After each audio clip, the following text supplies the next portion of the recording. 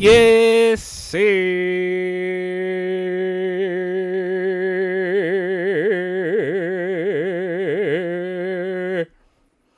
Nah, man, feels good to pick up a.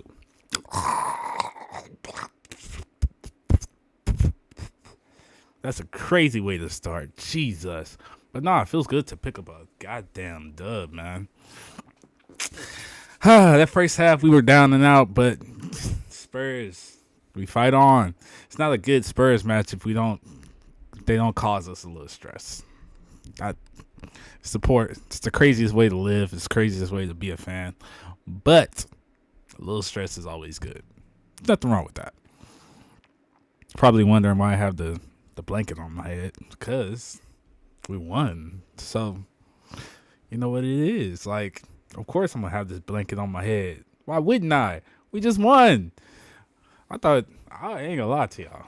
That first half. Well, actually, the first half I felt like we were still pretty solid throughout the whole time, but there were some some touch and go moments. But that's okay. It's not a Spurs match if there aren't touch and go moments for us, because that's just a regular thing that we engage in. It sucks to be a Spurs fan, but you gotta love the stress of it. I feel like if you're a Spurs fan, you kind of come in every game expecting to stress yourself out unnecessarily at all times. If I'm not stressing during the Spurs match, something has to be wrong. We're probably getting dominated, and that's not good. Even then, I'm probably stressing a little bit. And at some point, I feel like this sport, it's just a stressful sport to be a fan of. But I love it. I love the stress of it for some strange reason. But it's another day, another 90 minutes of great ball in multiple matches. Man City dominated Burnley from the last I checked. I remember the last I checked it was 2-0, and they won 3-1. So dominated is for sure the right word to use there, because dominated. Did Alvarez get a hat trick? No, he stopped at a brace. Rodri got that third goal, and they had a garbage time goal for Burnley. They're getting relegated. Burnley will get relegated. Burnley, Sheffield, Everton, because of point deductions, but they're getting relegated for sure. No doubt about that. Like, at all. Not a single ounce of doubt in my spirit that Burnley will get relegated. Not 1 ounce of doubt. But let's hop into these matches. Let's see. Where are we starting with? I believe the first thing on the docket, on the chopping block, Spurs, baby. Spurs. Has to be Spurs, no? Give me 1 sec. I need a little gulp of water.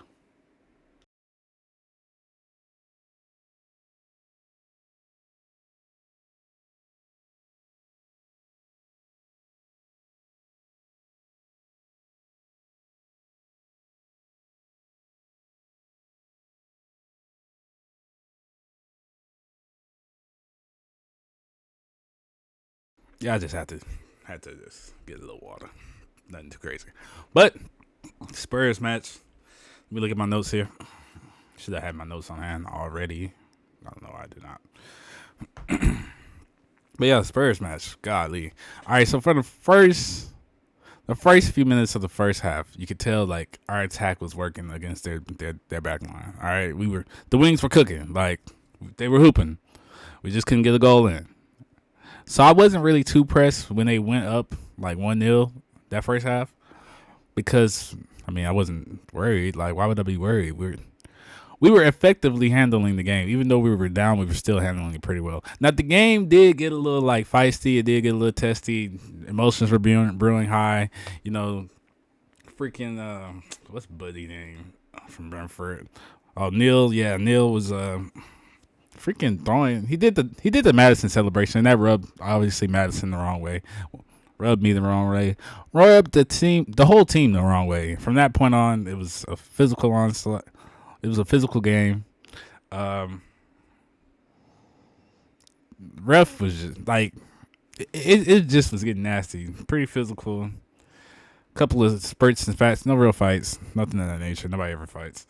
But, you know, tension was there. Tension was there the whole time. So first half ends. It's not like you can't really say it wasn't an impressive showing by Spurs. Um, that Neil goal was just kind of like, I'm not gonna say it was a freak accident. Now the later goal that we're gonna talk about, that don't know how that was. Impressive, solid goal by Neil. Nothing you can really do there. Vicario defended the first one, bounced off. Neil got it, bow, right back. So it's like, okay, you can kind of expect that to happen. Vicario made the first save, and then we couldn't clear it, and so they got bounced in. All right, end of the first half. So going into the second half. I'm thinking like, okay, we're losing by 1, but I know Ange got into the locker room, and whatever he said is going to affect these men, and it's going to hit them in their spirits. And they're going to come back out that second half with fervor, with fight, with aggression, just raring to win the game. I didn't think that this was going to happen. And what I mean by this, I didn't think this was going to happen. All this happened in the span of 8 minutes. And if you're counting the start of halftime, that's 46, 45, whatever. That's 11 minutes, about 10 to 11 minutes, that all of this happened. The score went from 0-1 to 3-1 within the span of 11 minutes. The Wings were hooping, and that's what it means to have. And I'm gonna shout out to Udogie and Pedro Porro, fullbacks that play in the attack.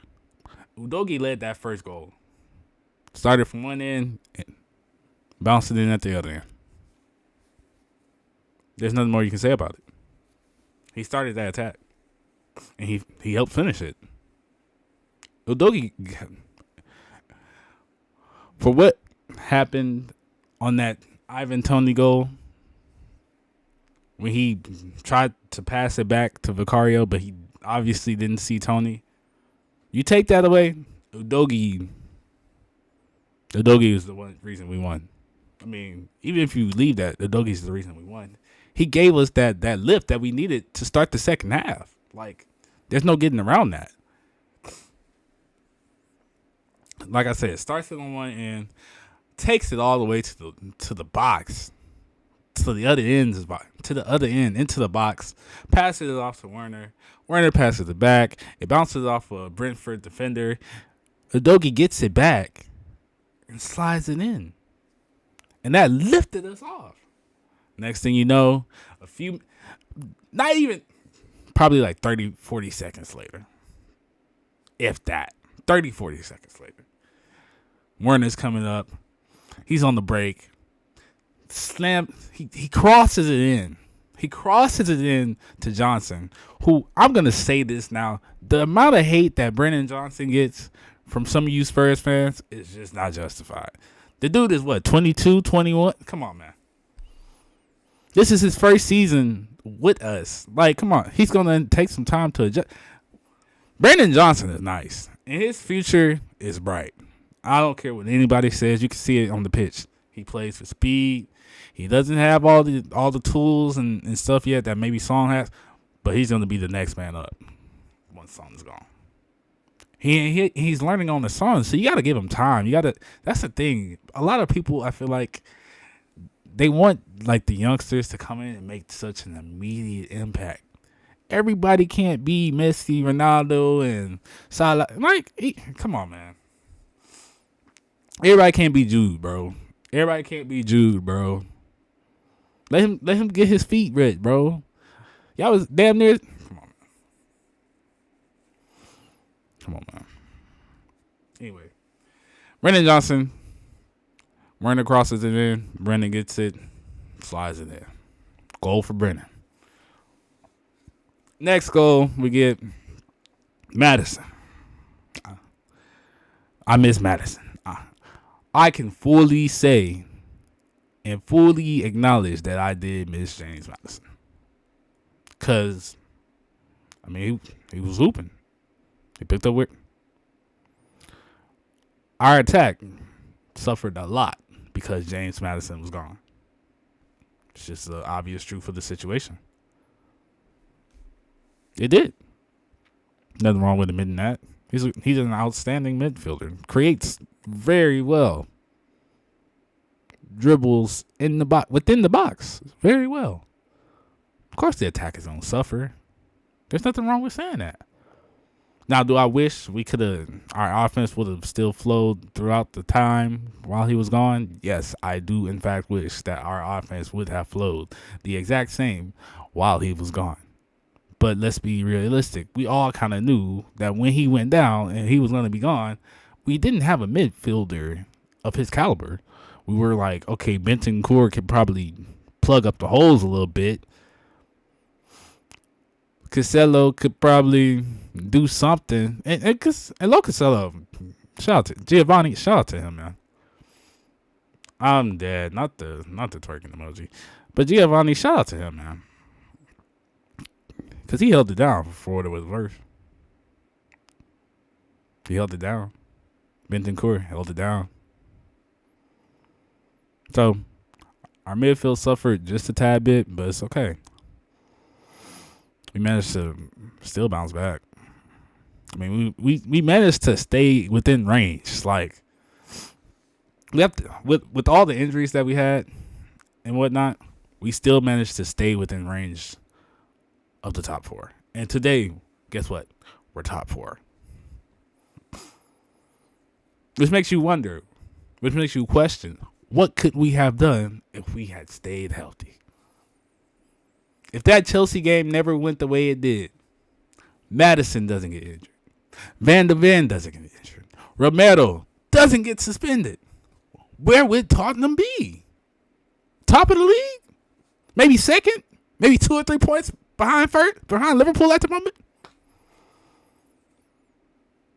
It's just stuff you got to wonder.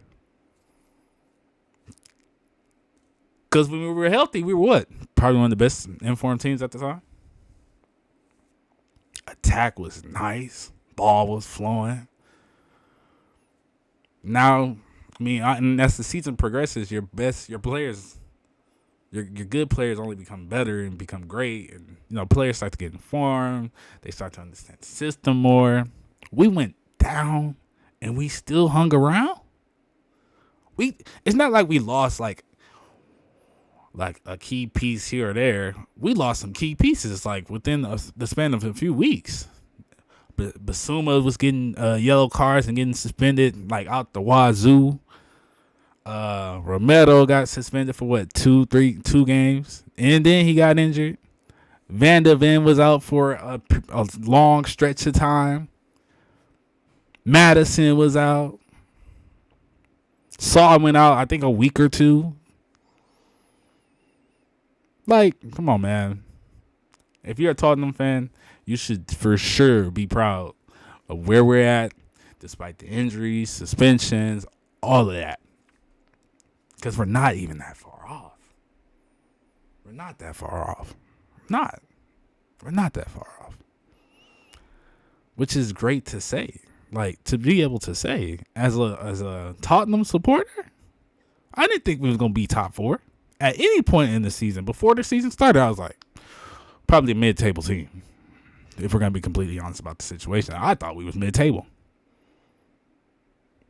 I really did.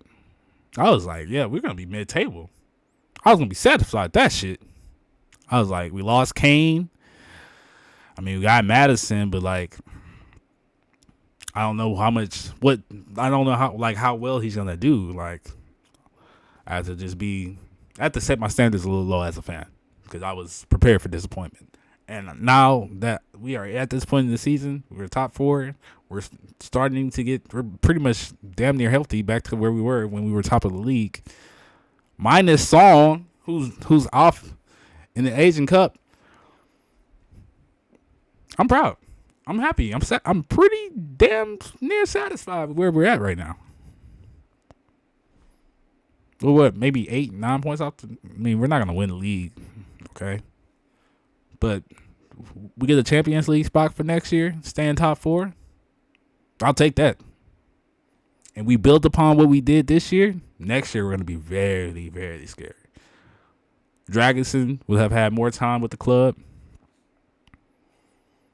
Werner, yeah.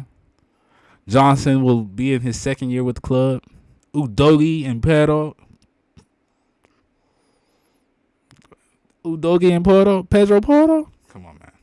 They're probably going to be the best fullback combo next season. Easily. Not even. Yeah, easily. They're going to be the best fullback combo next season. So, I'll go. And it's a goal we are for sure, I believe, we're going to accomplish. Stay top 4. Get our Champions League spot for next year. We got it. It's already in the bag. All right, let's talk about this next matchup, though. Because, woo, boy. When I tell y'all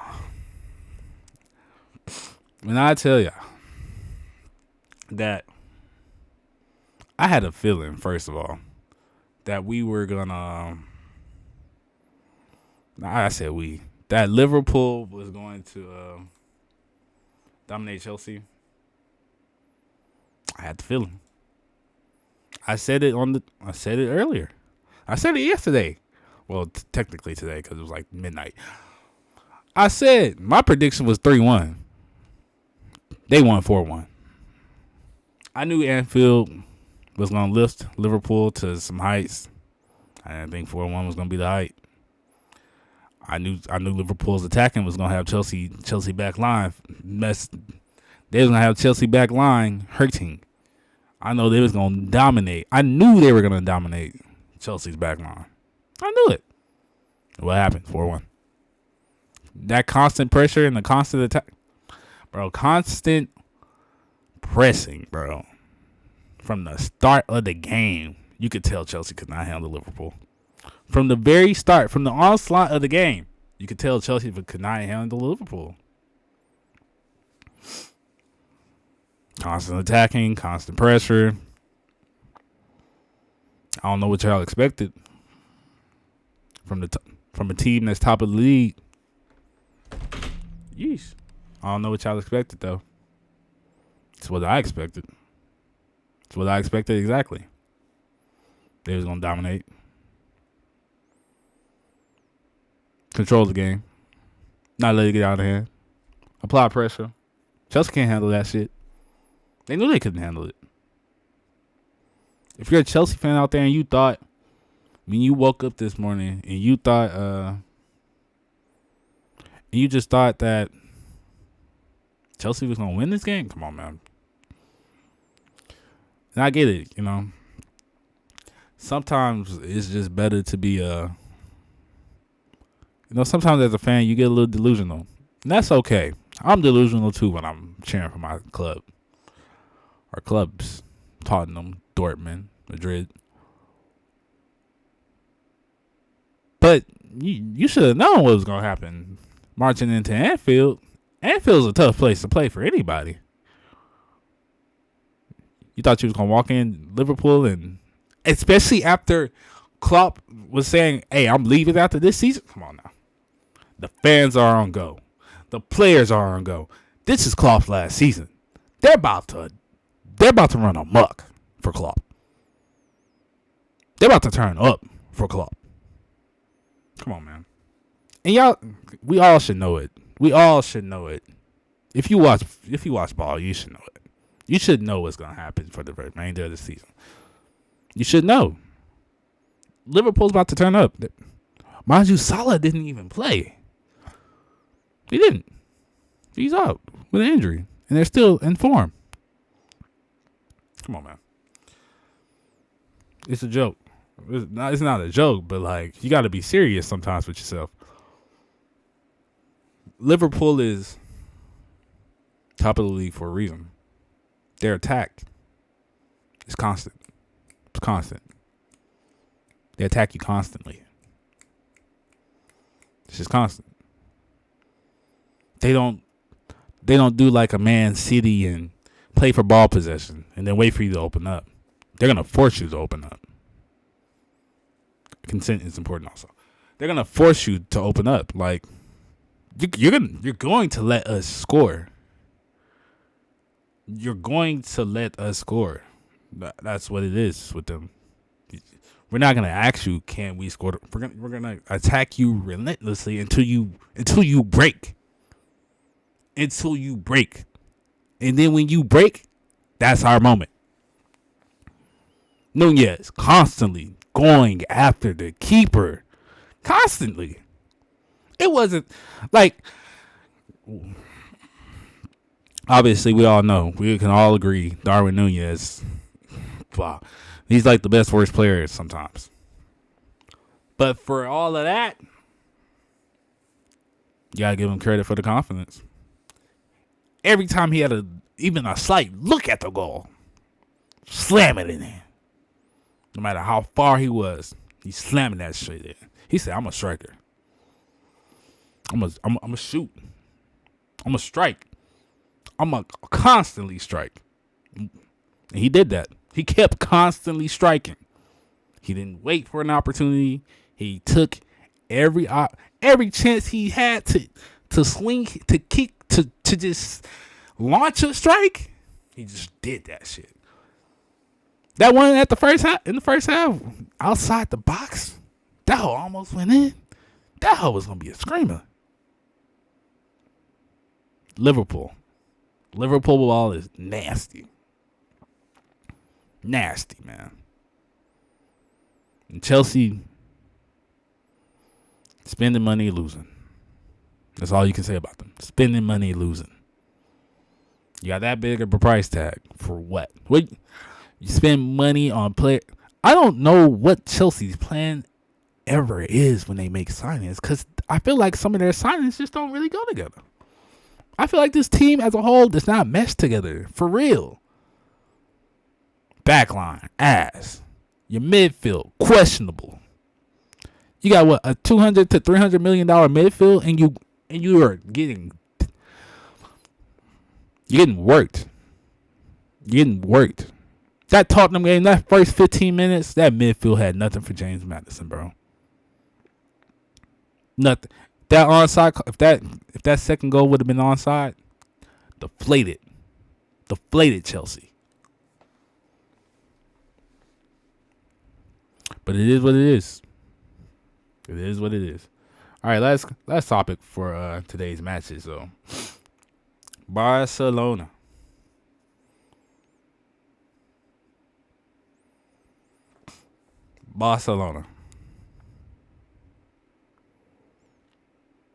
I have to say, I'm a Real Madrid supporter, but the way they was trying to talk about Xavi, the way they was trying to talk about that man today, crazy. And I got exactly what the commentator said before Victor scored that goal. This is exactly what the commentator said. They called this man a coward for subbing out Furman for Victor. They literally called this man a coward. They said that's a coward move.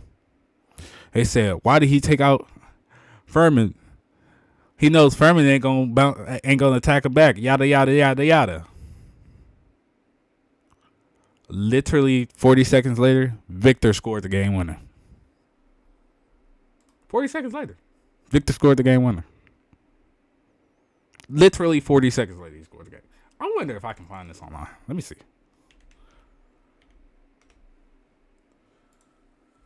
Let me see. Let's see if we can hit it. They literally called the man a coward.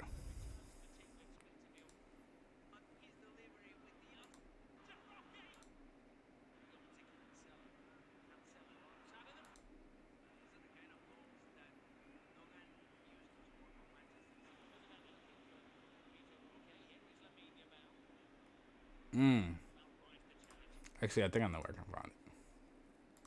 I know where I can find this audio. Because this audio is important. It needs to be heard. We need to hear this. They literally called the man a coward. I said, hey, for making a sub, which is crazy.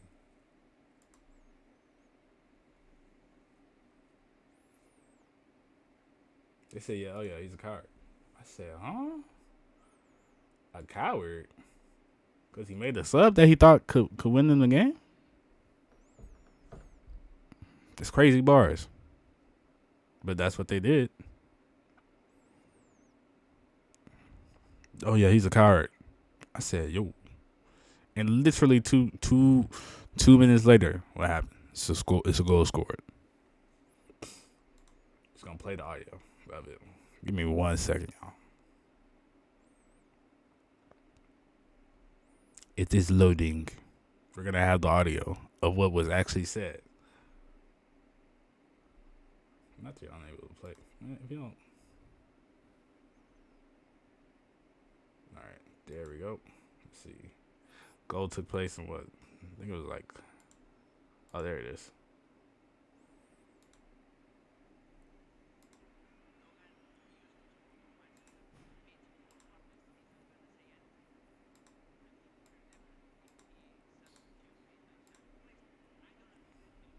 Here we go. Here they are questioning.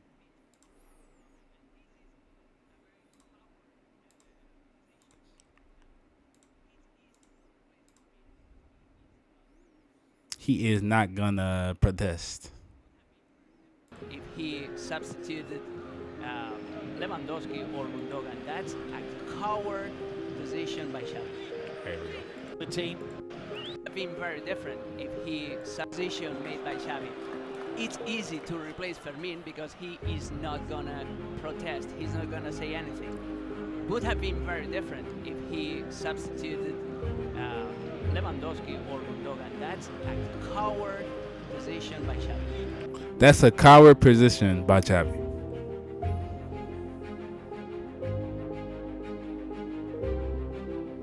He said that in the 62nd minute of the game. The 62nd.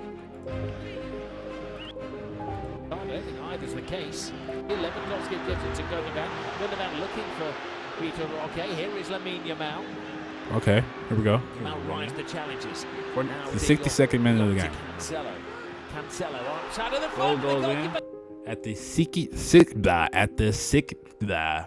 the goal goes in at the 60-second, 50-second mark of the game. So 50 seconds later, after you call this man a coward for making a substitution,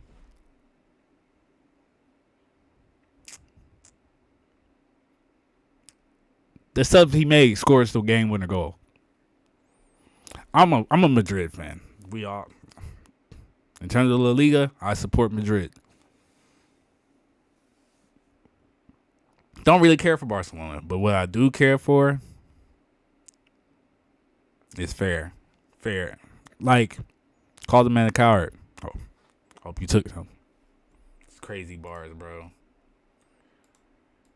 Call this man a coward for making a sub that he thought was gonna win them the game.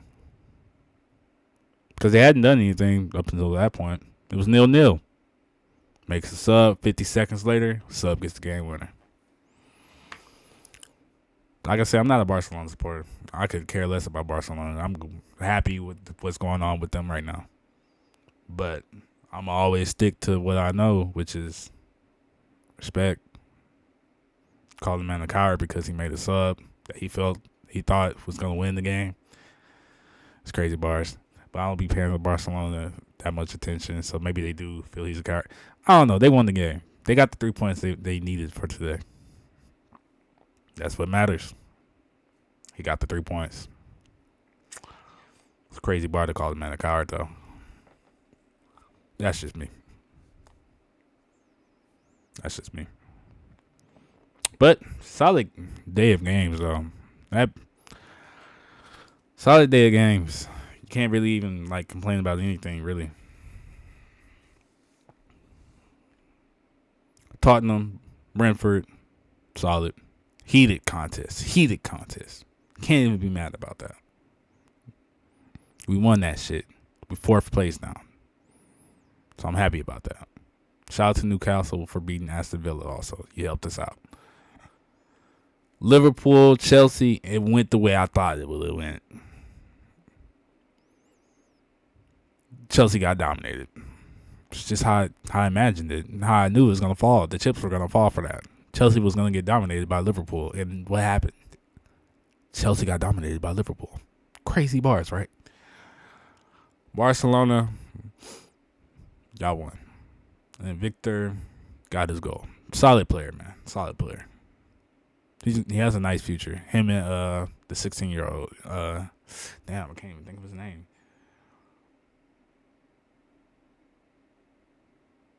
But solid work here. Another successful day of ball watching. I hope you guys out there got to watch some ball today. If you did not, I would encourage you to watch the highlights of Liverpool-Chelsea. Even though Chelsea got blown out the water, still some impressive Liverpool highlights to watch in that one. Tottenham-Brentford, I'd say go watch them highlights as well. Back and forth game. Brentford goes up. Tottenham comes out second half and lays it on them. Great game to watch. To catch the highlights of. Let's see what's on deck for tomorrow. Okay, not much on deck for tomorrow. Inter Miami has the friendly against Al Nassr. Ronaldo's not playing, so I probably won't be watching that. But I think I'm still gonna just tag it in to watch Messi, of course. West Ham and Bournemouth. Probably not watching that. I will watch Wolves and Man U. The match that they had from earlier in the year, that was great. Great work. Man U probably should have lost that. And it might be a different result this time because they're playing at Wolves. Not at Old Trafford. Solid game, though, that first time. That first time was crazy. Wolves' attack was hooping. That midfield was hooping. Man, you won, but come on.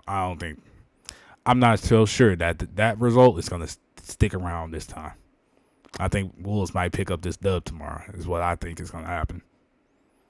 Maybe like 2-1, 2-0. Don't be surprised. But then Man U is also looking a lot better too compared to what they were at the beginning of the year. They're still like really iffy. Really, really iffy. But I would caution to say Garnacho. One of the best young players in the league right now, too. He's in some nice form. Haaland, can't really say too much about him still. Because, you're not getting back, you're not getting past the ball inside. As a striker, you can't really do too much. Now, whether that's fault of his own or fault of everybody else, and they're just not a good mix, we're gonna see. I'm very interested to see what lineup they roll out. I don't know if Rashford's going to be playing, but we'll see. But I do think the Wolves have a nice shot at winning that, if we're going to be completely honest about the situation. That first week, it was close. Now, will I say Man U has gotten better? Yeah. They've gotten better. But I don't know if they'll win tomorrow. I'm not too sure about that, but it'll be a good watch. It will be a good watch. So if you have time on your head tomorrow, I would say tune in to Wolves, Man U. Real Madrid plays Getafe. Real Madrid's probably gonna win that. Hopefully they do win that. Go top of the table in La Liga. But Girona is balling too, so I don't know how long that top of the table will last. But yeah. Now, the question of will I be streaming tomorrow? That's a good question. I don't think I'll have enough time to stream after the Man U game. Maybe for like 15, 20 minutes at max. But we'll see. I would like to stream after the Man U game and jump on and talk and chat. But we'll see. That would be my goal, to stream after the Man U game. I think I can make it happen. I think I can possibly stream after the Man U game. I think. Not too sure. We'll see. I would like to stream after the Man U game. I know Friday after the Dortmund game, I for sure will be streaming after Dortmund plays. Oh, and PSG plays also on Friday. Mbappe. I really don't like watching PSG games, y'all. I really only watch PSG games for Mbappe. I rarely even watch the games. A lot of times I'll just watch the highlights, especially if it's legal. If it's Champions League, I'll watch the game. If it's legal, I don't really be caring to watch the game. But I do like to see my Mbappe. It's just them legal games. I'm not really trying to watch, bro. I'm not. It's just a thing. It's just a fact of life. I'm not really trying to watch legal games because I don't want to. I just don't want to. I don't. Be completely honest. But shout out to that. Shout out to no shout out to PSG. Shout out to Mbappe. Shout out to Dortmund because we better win on Friday.